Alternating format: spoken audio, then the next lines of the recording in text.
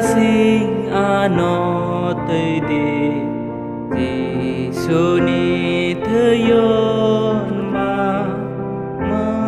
thama ni thời phải cả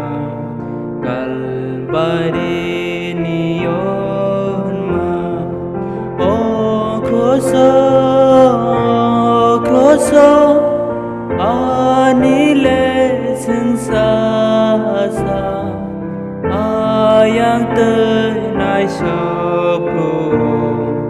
lệnh lối tông xin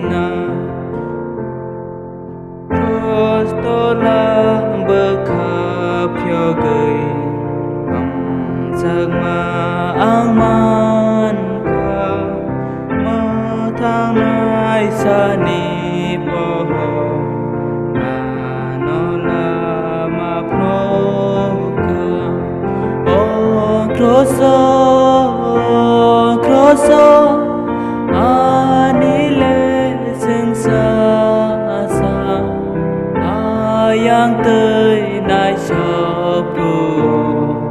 lệnh lối tông xin ai tôi ni sa la ni ko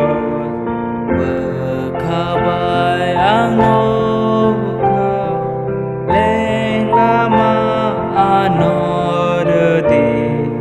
ano suba di o